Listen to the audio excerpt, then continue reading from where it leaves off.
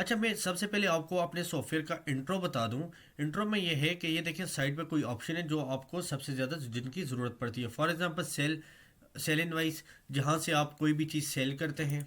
देखिए आप आगे जाएं फिर उसमें क्रेडिट सेल, के सेल, वो एक अलहदा केस आ जाते हैं, ठीक है। अच्छा, बाकी ये सेल रिटर्न, कोई भी कस्टमर से रिटर्न, कैश रिटर्न या क्रेडिट रिटर्न, बिल हिस्ट्री, जितनी भी आप बिलें बनाते हैं उनकी लिस्ट कहाँ पे है। क्रेडिट रिसीव, कोई भी कस्टमर आता है अपनी रिसीविंग करवाने के लिए तो आप यहाँ पे क्लिक करके उसकी रिसीविंग कर देंगे। देन परचेज, सिंपल सी बात है, जो आप सप्लायर से परचेज करते हैं। वेंडर पेमेंट, वेंडर उससे बोला जाता है जिनसे आप माल लेते हैं, सप्लायर जिन्हें बोला जाता है। अच्छा, डे क्लोजिंग, पूरे दिन का ओवरव्यू, आपने पूरे दिन में किया क्या है। आप डेट सेलेक्ट कर देंगे कि आपको किस दिन की क्लोजिंग शीट चाहिए। देन पे एक्सपेंसेस, ये वो ऑप्शन है जो आपको जिनके डेली बहुत ज़्यादा ज़रूरत पड़ती है।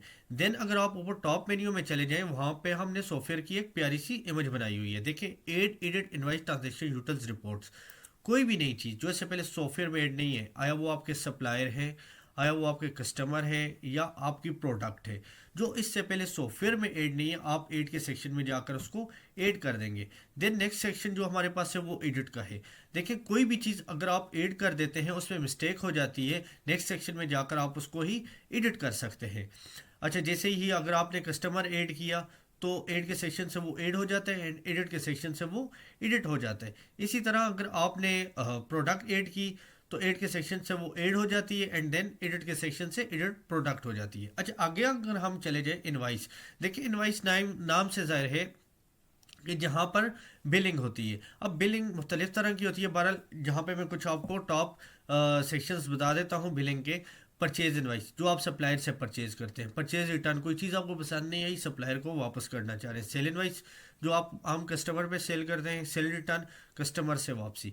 अब सेल और सेल रिटर्न का ऑप्शन ज़्यादा ज़रूरत पड़ता है, इस वजह से हमने ये देखें सामने भी रखा हुआ है, और परचेज का ऑप्शन भी ज़रूरत पड़ता है, इस वजह से भी हमने ये बिल्कुल सामने रखा हुआ है।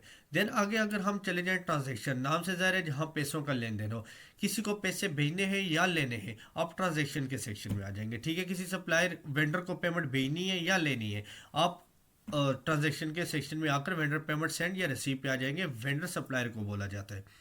देन कस्टमर के अगर सेक्शन में आ जाएं, किसी कस्टमर से अमाउंट लेनी है या देनी है, आप कस्टमर के सेक्शन में आ जाएंगे।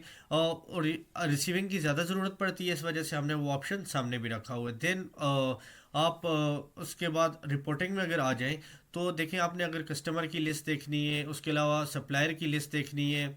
अच्छा, आपने प्रॉफिट लॉस की शीट देखनी है, लेजर्स वगैरह देखने हैं, तो जो कुछ भी अगर आपने करना है रिपोर्टिंग के सेक्शन में आकर आप अपनी सारी रिपोर्टिंग देख सकते हैं।